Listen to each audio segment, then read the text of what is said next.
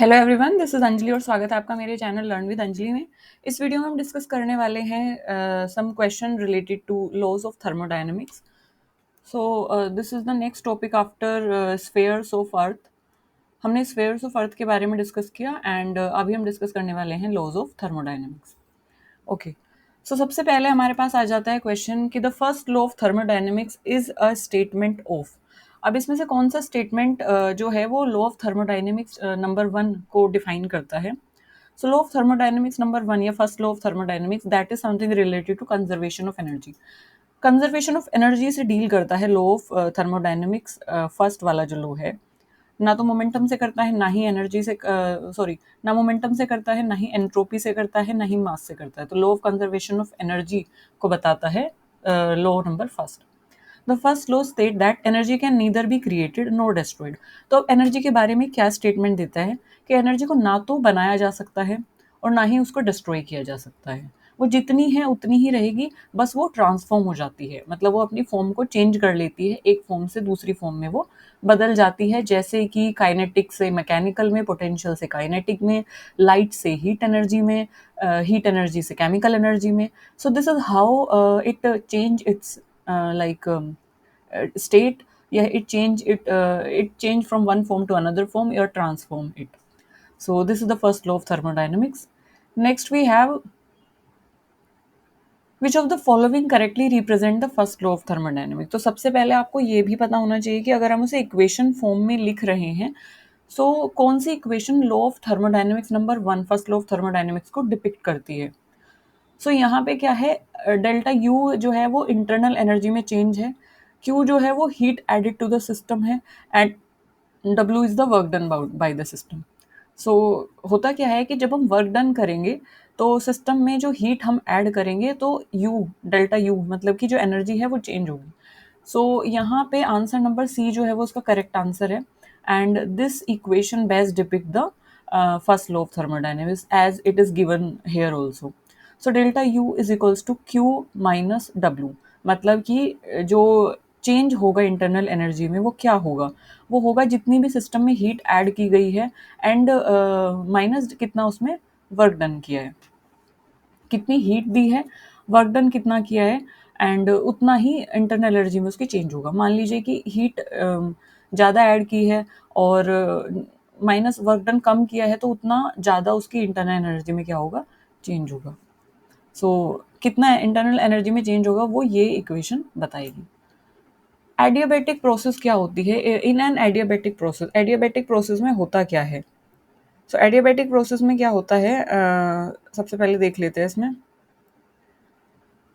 No heat is exchange with surrounding, pressure remain constant, temperature remain constant या volume remain constant. Okay, so इसमें answer number A is correct, no heat is exchange with surrounding. Surrounding के साथ कोई भी heat exchange नहीं हो रहा है, ऐसी प्रोसेस को एडियाबैटिक प्रोसेस बोला जाता है। अब एडियाबैटिक प्रोसेस को अगर मैं इसको लेमन लैंग्वेज में एक्सप्लेन करूँ, तो यहाँ पे क्या होता है, ये एक थर्मोडायनेमिक प्रोसेस है जिसमें कोई भी हीट एक्सचेंज नहीं होती है between system and the surrounding. मान लीजिए कोई सिस्टम है, ये इसके आसपास की सराउंडिंग है, तो सराउंडिंग से यहाँ पे अंदर हीट नहीं आएगी, बाहर अंदर से बाहर कोई हीट नहीं जाएगी। तो no heat is exchange between system and surrounding, मतलब हम ये बोल सकते हैं कि क्यू, क्यू क्या था, heat, heat is added to the system. So Q यहाँ पे क्या होता है, जीरो होता है, क्योंकि कोई हीट सिस्टम में ऐड ही नहीं की गई है। तो क्यू मतलब कि जो heat added to the system है वो यहाँ पे क्या होता है, हीट ट्रांसफर जो है वो क्या होता है, जीरो होता है, क्योंकि ना सिस्टम ने हीट दी और ना ही सराउंडिंग से हीट आई। कोई हीट ट्रांसफ़र नहीं होती है, एक परफेक्ट थर्मल इंसुलेशन का एग्जांपल है। जैसे कि इसको आप ऐसे समझ सकते हैं, जो इंसुलेटेड बोटल्स होती है ना, या थर्मोफ्लास्क होते हैं, जो थर्मोफ्लास्क होते हैं हमारे। सो उसमें क्या होता है कि कोई बोतल है थर्मोफ्लास्क है, तो हमने जब उसमें गर्म पानी रखा हुआ है, तो उसकी जो गर्म पानी की हीट है वो सिस्टम सराउंडिंग में बाहर नहीं जाएगी, मतलब वो रिलीज़ नहीं होगी। और बाहर के अगर ठंडा है, तो ठंडी जो एक तरीके से टेम्परेचर है, वो उसको अफ़ेक्ट नहीं करेगा, मतलब वो जो एनर्जी है वो अंदर नहीं आएगी।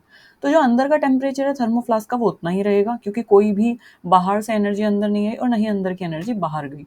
सो Q इज़ इक्वल्स टू 0 है वहाँ पे, and that is an adiabatic process. So no heat is exchange with surrounding, this is the answer. Adiabatic process में क्या होता है, क्यू होती है जीरो, जो कि हीट ट्रांसफर है, दैट इज जीरो। और इसीलिए डेल्टा यू जो इंटरनल एनर्जी है वो क्या हो जाती है, माइनस में हो जाती है, minus work done.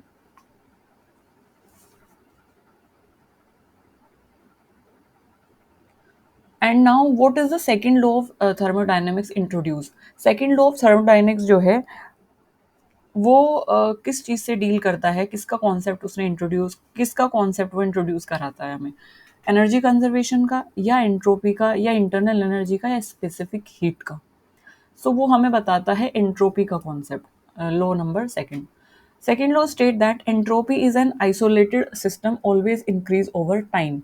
So second law हमें ये बताता है कि एंट्रोपी जो है किसी भी आइसोलेटेड सिस्टम की हमेशा बढ़ेगी टाइम के साथ साथ। टाइम के साथ साथ जो किसी भी सिस्टम की एंट्रोपी है वो हमेशा क्या होगी, इंक्रीज होगी आइसोलेटेड सिस्टम की। अब एंट्रोपी का सिंबल जो होता है वो क्या होता है, एंट्रोपी का सिंबल होता है एस। एक फंडामेंटल कॉन्सेप्ट है थर्मोडायनेमिक्स का। एंड अगर हम एंट्रोपी को सिंपल टर्म्स में बताएं तो एंट्रोपी का मतलब होता है कि द मेजर ऑफ रैंडमनेस, कि कोई चीज़ जो है वो कितनी रैंडम हो रही है, कितना रैंडमली वो अकर हो रही है। सो रैंडमनेस कितनी है किसी सिस्टम में उसको बोलते हैं हम एंट्रोपी। डिसऑर्डर कितना है किसी सिस्टम में उसको क्या बोला जाता है, एंट्रोपी बोला जाता है। अगर हम बात करें एंट्रोपी की यूनिट की, कि एंट्रोपी को किस तरीके से मेजर करते हैं, क्या उसकी यूनिट होती है, तो दैट इज जूल पर केल्विन। जूल पर kelvin is the unit of entropy.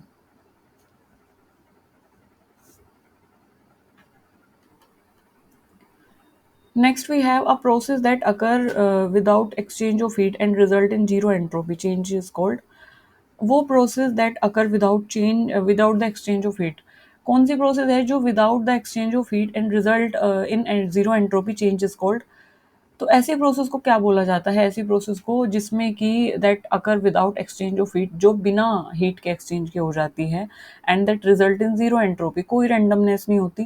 तो ऐसे चेंज को क्या बोला जाता है, रिवर्सिबल बोला जाता है। रिवर्सिबल प्रोसेस में क्या होता है, ये quasi static and it involve no entropy generation, कोई रैंडमनेस नहीं होती, जैसी चीज़ हुई वापस से वो वैसी भी हो सकती है, तो कोई इसमें रैंडमनेस नहीं है, कोई डिसऑर्डर नहीं है। सो यहाँ पे एंट्रोपी चेंज क्या होता है, जीरो होता है। Thermodynamics, which thermodynamic laws set the absolute zero of entropy for perfect crystal? So कौन सा जो लो है थर्मोडाइनमिक्स का, that absolute zero for entropy for perfect crystal, that is the third law of thermodynamics. Third law of thermodynamics state that entropy of a perfect crystal at absolute zero is zero. किसी absolute किसी perfect crystal की जो entropy होती है absolute zero पे zero ही होगी। So that is what third law state. Zeroth law भी होता है, मतलब जो थर्मोडाइनमिक है वो वन से स्टार्ट नहीं है, जीरोथ लॉ से स्टार्ट है। So zeroth law thermodynamic है, it establishes the absolute scale of temperature, conservation of energy या thermodynamic equilibrium या entropy concept। तो जो zeroth law है वो absolute scale of temperature से related है। It implies that if two system are each in thermal equilibrium, दो system है दोनों एक दूसरे के साथ थर्मल इक्विलिब्रियम में है, with the third, if two system are each in thermal equilibrium with the third, they are in thermal equilibrium with each other। इसको ऐसे समझिए, एक सिस्टम ए है, एक सिस्टम बी है, एक सिस्टम सी है। सो ये बताता है कि two system are each in thermal equilibrium with third, ये इसके साथ किस में है, थर्मल इक्विलिब्रियम में, ये भी इसके साथ थर्मल इक्विलिब्रियम में है, तो ये दोनों आपस में थर्मल इक्विलिब्रियम में होंगे। So if two system are each in thermal equilibrium with third, third के साथ अगर थर्मल इक्विलिब्रियम में है तो they are in thermal equilibrium with each other, तो आपस में भी थर्मल इक्विलिब्रियम में होंगे। For an ideal gas is an isothermal process. The change in the internal energy is, किसी भी आइडियल गैस के लिए आइसोथर्मल प्रोसेस में जो इंटरनल एनर्जी में चेंज होगा that is zero. Change in internal energy is zero. Internal energy of an ideal gas depend only on temperature. For isothermal process, delta 2 जो delta T है that is equals to zero, and जो internal heat है that is also equal to, internal energy है sorry, that is also equals to zero। Entropy change for a reversible isothermal expansion of an ideal gas is given by, entropy change जो है वो reversible isothermal expansion किसी भी ideal gas का किस तरीके से हम इसको देते हैं, किस तरीके से लिखते हैं, So that is written like delta S is equals to NR or VF by VI. In reversible isothermal expansion में क्या होता है, जो डेल्टा एस है that depends on the ratio of final to initial volume, और V depict the final and divided by I depict the initial volume. Efficiency of a Carnot engine की efficiency को किस तरीके से डिपिक्ट करेंगे या क्या होती है. सो T1 जो है यहाँ पे है सोर्स टेम्परेचर और T2 है sink temperature. So T2 by T1 यानी कि sink temperature divide by source temperature. Kelvin में ये दिया जाएगा 1 minus sink temperature divided by source temperature. So Carnot efficiency is the maximum theoretical efficiency. The heat engine operating between 600 Kelvin and 300 Kelvin at maximum efficiency हो, कोई heat engine है that operate between 600 Kelvin and 300 Kelvin maximum efficiency पे, तो उसकी maximum efficiency क्या होगी. So its maximum efficiency is be like 50%, क्योंकि यहाँ पे that eta is equals to 1 minus T2 divided by T1 and 1 minus, जैसे हमें T2 पता है सिंक टेम्परेचर है, सो दैट इज 300 एंड हमें सोर्स टेम्परेचर पता है T1 जो है वो सोर्स टेम्परेचर है, तो सोर्स टेम्परेचर हमें पता है 600 एंड जब हम कैलकुलेट करेंगे तो 0.5 आएगा, बट क्योंकि हमें इसे परसेंटेज में बताना है so we will multiply it by 100, so that is 50%. Okay, that is 50%. A spontaneous process in a closed system occur when spontaneous process जो है किसी भी closed system में तब होगी जब डेल्टा S जो है वो बड़ा होगा 0 से. So delta S is greater than 0. For spontaneous process in an isolated system, entropy increase. Entropy बढ़ेगी तो delta S या entropy क्या था, जैसे मैंने ऊपर बताया था S से उसको डिनोट करते, तो delta S is greater than 0. In which process does the entropy remain constant. किस प्रोसेस में एंट्रोपी कांस्टेंट रहेगी, ये रहेगी एडियाबैटिक रिवर्सिबल प्रोसेस में. सो एडियाबैटिक रिवर्सिबल प्रोसेस में it will remain constant, entropy will constant in reversible adiabatic process, और उसको आइसेनोट्रोपिक भी प्रोसेस भी बोला जाता है. हेल्महोल्ट्ज फ्री एनर्जी जिसको ए से डिनोट किया जाता है that is defined as U minus T S. That is defined as U minus T S, जहाँ पे हेल्महोल्ट्ज फ्री एनर्जी जो है that is internal energy minus temperature that is multiply by entropy. तो internal energy minus temperature and Helmholtz free energy is equals to internal energy जो कि U से denote किया है माइनस टेम्परेचर मल्टीप्लाई S से denote किया है entropy को, and it is useful in constant volume and temperature system. So which of the following is not a state function. इसमें से कौन सा जो है वो स्टेट फंक्शन नहीं है. इंटरनल एनर्जी, एंथैल्पी, एंट्रोपी या वर्क. सो जो वर्क डन है ना that is not an state function. So work depend on the path taken and is not a state function. Others depend only on state. Internal energy state पर depend कर रही है, enthalpy entropy state पर depend करती है, but जो work done है वो स्टेट पर डिपेंड नहीं करता, ये डिपेंड करता है पाथ टेकन, है ना. सो फोर्स कितना लगाया है, डिस्टेंस कितनी कवर की है, दैट इज वर्क डन. सो इस स्टेट पे डिपेंड ना होकर ये डिपेंड करता है path taken. So these are the question of thermodynamics. I hope you guys enjoy the quiz. I hope you guys enjoy the video. And if you have any query, so do comment me in the comment section. I will be more than happy to cater that.